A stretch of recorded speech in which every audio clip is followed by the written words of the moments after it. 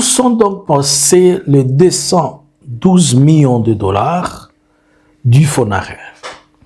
Est-ce que Félix et Denise sont en train de nous arnaquer à ciel ouvert?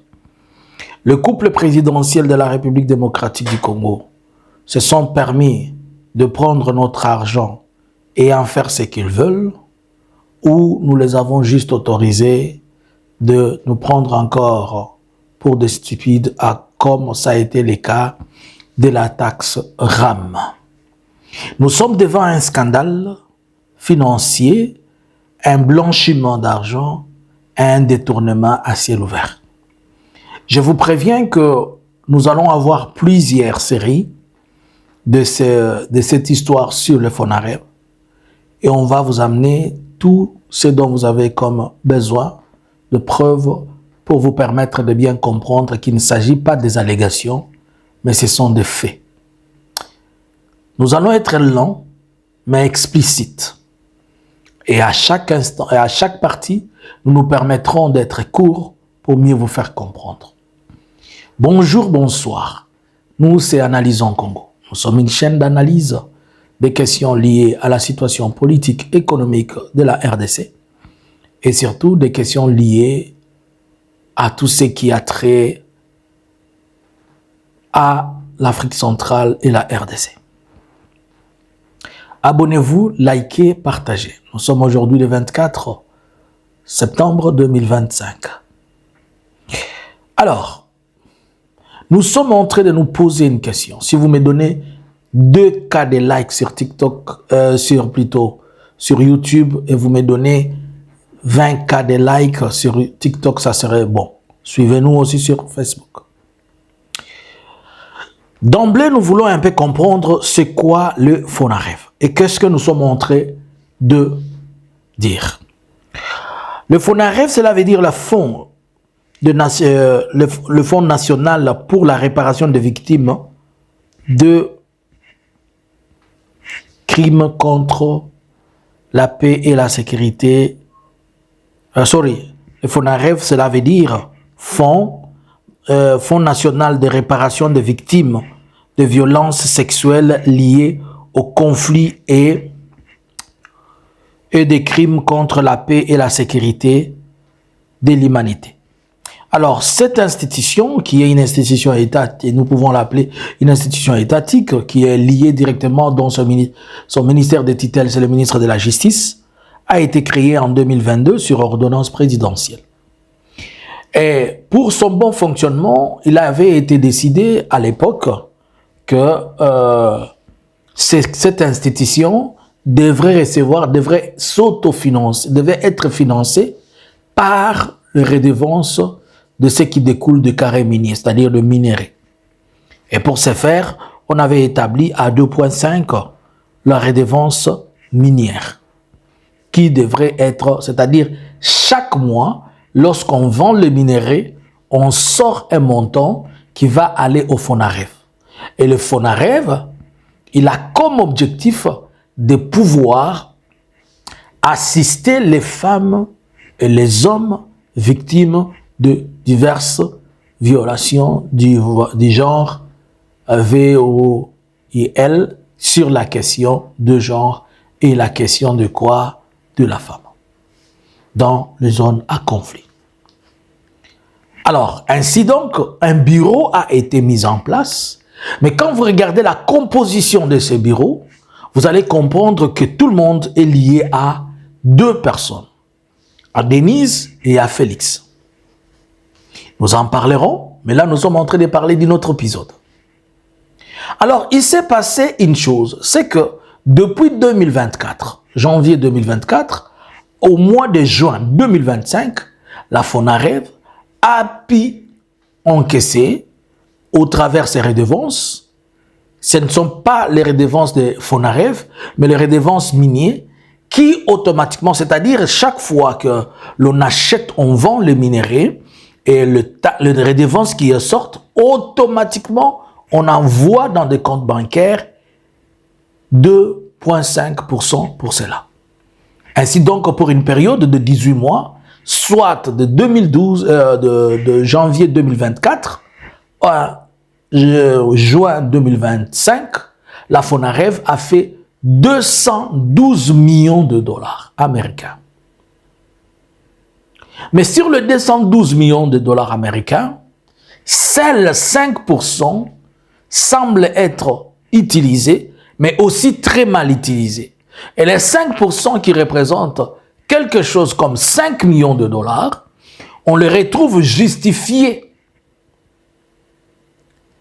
par ceci, selon un rapport qui est tombé sur le bureau d'analyse en Congo.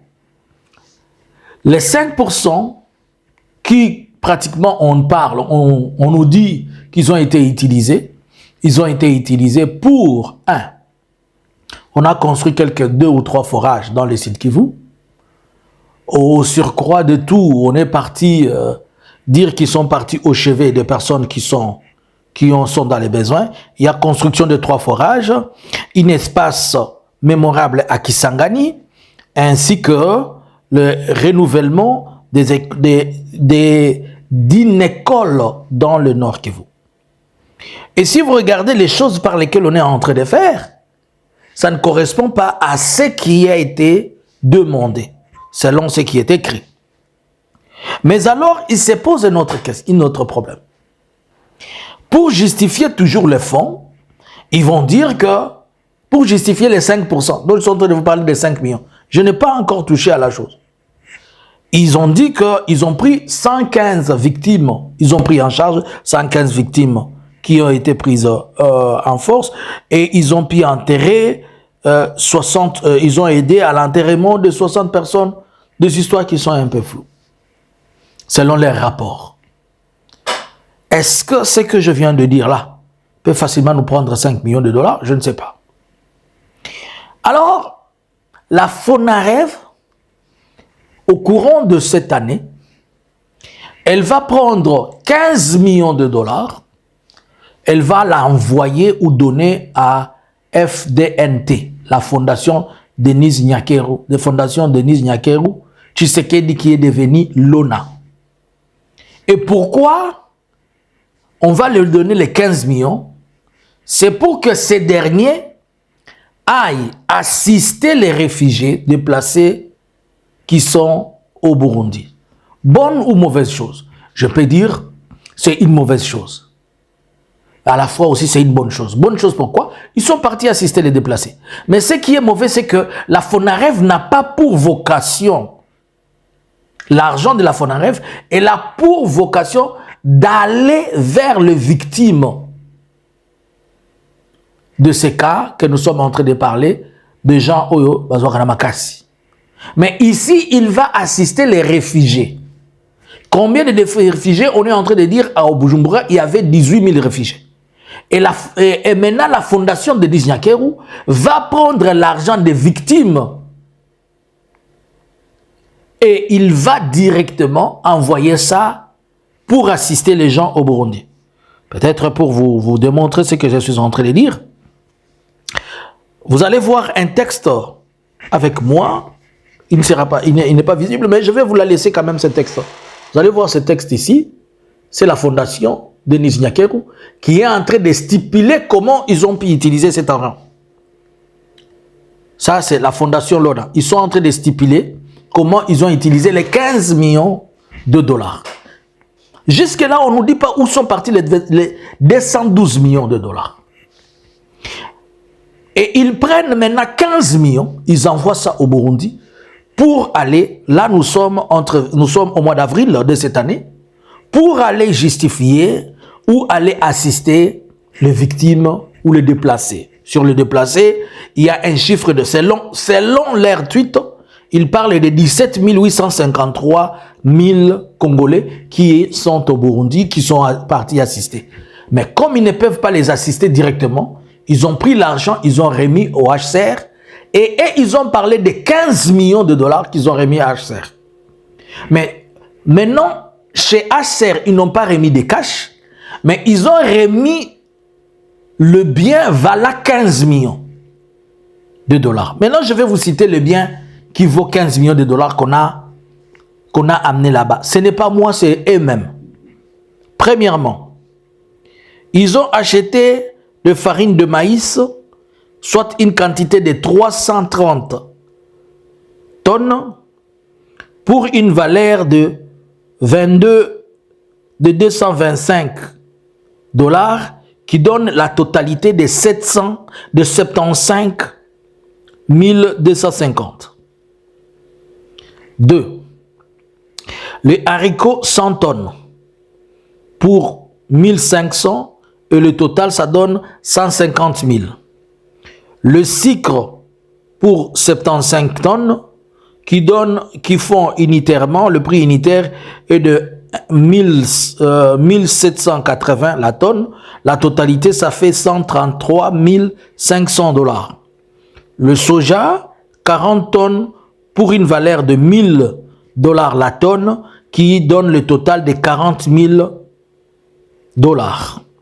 Les services hygiéniques, c'est-à-dire ils avaient acheté des paquets de papier pour le service hygiénique, ils ont acheté pour 43 tonnes, dont une tonne s'élève à 7 $. Le total, ça fait 301 tonnes. Le total de tout, ce qu'ils ont remis au HCR, ça fait 698 000 $. 698 000 $. Voilà, le montant total, il est là, avec les détails. Si tu veux, tu peux prendre les screenshots où je vais vous mettre les éléments, vous allez savoir. Maintenant, je pose la question.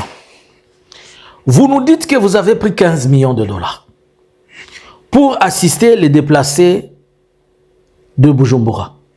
Mais vous remettez 698 000 $. Où seraient partis les 13 millions de dollars? Il me pose, n'est-ce pas? Posez la question à Denise Nyakero. Je vous ai dit que je vais aller avec cette histoire partie par partie. Je viens de vous faire voir sur 15 millions de dollars qu'ils ont pris. Et ils ont pris ça en contradiction avec même la FONAREF, la fondation Denise Nyakero. L'objectif de la fondation Denise Nyakero, c'est pour assister ou bien aider les talents congolaises pour l'éducation. La fondation Denise Nyakero n'assiste pas les gens dans le domaine humanitaire. Puisque dans le domaine humanitaire, nous avons les services sociaux qui reçoivent des fonds, et le ministère et ceux qui sont chargés des questions de humanitaire, ils reçoivent des fonds et ils sont des partenaires à ces institutions-là. Maintenant, moi, je pose la question. Pour quelle raison la fondation Denise Nyakero va-t-elle prendre l'argent qui est censé pour les victimes et la mettre dans son institution pour se faire passer comme étant le bienfaiteur le bienfaiteur du peuple congolais, et surtout qu'il était parti là-bas. Donc, il a utilisé les fonds des victimes de V. Il va les faire passer il va se faire passer pour quelqu'un qui a plaidé la cause, et il vient vers le réfugié vers les réfugiés congolais pour se faire passer d'une bonne personne, et en plus il le détourne. Où seraient les 15 millions de dollars? Je n'ai même pas encore touché au 212. Je lui pose seulement la question, les 15 millions de dollars, sur 15 millions, celle 698 a été vue au niveau du Burundi. Les restes, Kendaki Papa Wazalendo, Eli Mwaki Likolo, Mama Nyakero, Yemutoye Bisabiso, place reste Yambongo, Ezali. Yéna Félix. Et je vais vous expliquer pourquoi lui et Félix dans l'épisode numéro 2. Deuxième question. Nyakero est en train de préparer quoi? Est-ce qu'elle veut se positionner politiquement? Va-t-elle attirer la sympathie de qui au travers ceci? Où va exactement l'argent de la fondation Denis Nyakero.